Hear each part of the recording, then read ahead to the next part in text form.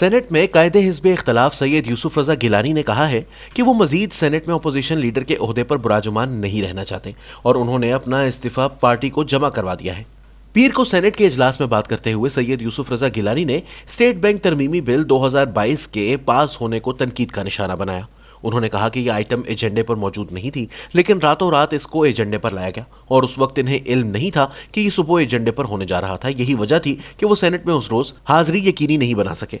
अपने ऊपर लगने वाले इल्जामात का जवाब देते हुए उन्होंने कहा कि मीडिया में एक व्हाट्सएप मैसेज गर्दिश कर रहा है जिसके मुताबिक मेरे दफ्तर से अपोजिशन सेनेटर्स को पैगाम भेजा गया कि वो 28 जनवरी को सेनेट में अपनी हाजिरी यकीनी बनाएं, लेकिन इस पैगाम में कहीं ये नहीं लिखा कि एजेंडा क्या था और ना ही मुझे इल्म था कि एजेंडा क्या है। वजीर खारजा शाह महमूद कुरैशी के एक इल्जाम का जवाब देते हुए उन्होंने कहा कि ऐसे वज़रा जो यहाँ मौजूद हैं वो जरूर जवाब दें, लेकिन वो वज़रा जिनकी कोई क्रेडिबिलिटी नहीं है इनको इल्जामात नहीं लगाने चाहिए। यूसुफ रजा गिलानी ने सेनेट चेयरमैन के किरदार पर तनकीद करते हुए कहा कि इनको इस बिल की हिमायत में ऐसे हालात में वोट नहीं देना चाहिए था जब दोनों जानिब से वोट बराबर थे, क्योंकि बतौर सेनेट चेयरमैन वो नायब सदर भी हैं और सदर की गैर मौजूदगी में वो पूरे मुल्क के सदर होते हैं, लिहाजा इन्हें खुद को गैर मुतनाज़ रखना चाहिए था। शाह महमूद कुरैशी का नाम लिए बगैर इनके बयान का हवाला देते हुए साबिक वजीर आजम ने कहा कि इस बिल के पास होने का क्रेडिट मुझे दिया जा रहा है कि मैंने गैर हाजिर रहकर इसको यकीनी बनाया, लेकिन मेरे नजदीक ये क्रेडिट चेयरमैन सेनेट का है जिन्होंने अपोजिशन अरकान की तादाद ज्यादा होते हुए इजलास को मुअत्तल किया और इसके लिए वोट भी दिया। यह बिल आपने पास करवाया है, इसका क्रेडिट आपको ही जाता है, यहां धांधली हो रही है। इसके बाद यूसुफ रजा गिलानी ने कहा कि मैं मजीद इस ऐवान में लीडर ऑफ दी ऑपोजिशन नहीं रहना चाहता और अपना इस्तीफा पार्टी को दे दिया है। याद रहे कि ओहदा छोड़ने के लिए इस्तीफा चेयरमैन सेनेट को जमा करवाना जरूरी है।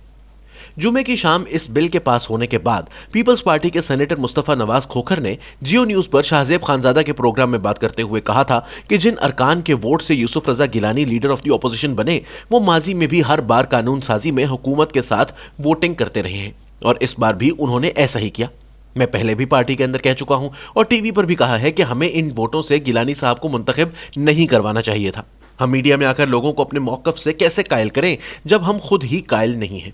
ताहम पीपल्स पार्टी के जराये के मुताबिक यूसुफ रजा गिलानी ने अपना इस्तीफा पीपल्स पार्टी के चेयरमैन बिलावल भुट्टो जरदारी को भेजा था, जिसको कबूल नहीं किया गया। यूसुफ रजा गिलानी को पार्टी की जानिब से बतौर अपोजिशन लीडर काम जारी रखने की हिदायत की गई थी। शाह महमूद कुरैशी और यूसुफ रजा गिलानी के माबैन सियासी दुश्मनी नई नहीं, दोनों ही ने अपने सियासी करियर का आगाज 1980 की दहाई में किया और दोनों ही उस वक्त की ज़ियाई मुस्लिम लीग का हिस्सा थे। अलबत्ता शाह महमूद कुरैशी बाद अज़ां मुस्लिम लीग का ही हिस्सा रहे तो यूसुफ रजा गिलानी ने अपने लिए पीपल्स पार्टी का इंतखाब किया।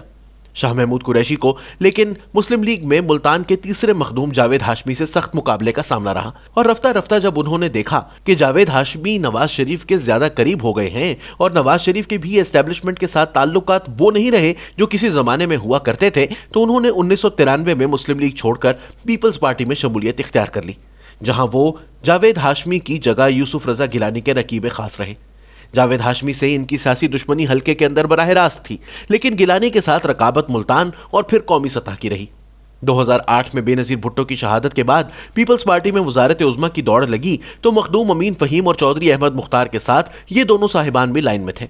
बिलाखिर फाल गिलानी साहब के नाम निकली, क्योंकि कुरैशी साहब को उस वक्त भी एस्टेब्लिशमेंट की जरूरत से ज्यादा करीब समझा जाता था। अहमद मुख्तार को मिली वजारत दिफा और अमीन फहीम को वजारत तिजारत। शाह महमूद कुरैशी को वजीर खारजा बना दिया गया। वो खुद को गिलानी साहब के हम पल्ला समझते थे, लेकिन पार्टी के लिए गिलानी साहब की खिदमत का एतराफ़ किया जा रहा था जो जनरल मुशर्रफ के दौर में कई साल जेल में गुजार कर आए थे। आखिर 2011 में शाह महमूद गिलानी साहब की पार्टी छोड़ गए। उसामा बिन लादेन के मामले पर गिलानी साहब ने एस्टेब्लिशमेंट को आड़े हाथों लिया तो वो भी मुल्तान के एक और जावेद हाशमी बन गए, जो कि मुशर्रफ दौर में ही एस्टेब्लिशमेंट पर शदीद तनकीद के बायस बगावत के मुकदमे में जेल रह चुके थे। गिलानी भी बागी हुए तो शाह महमूद मुल्तान की गद्दी के तने तनहा वारिस हो गए।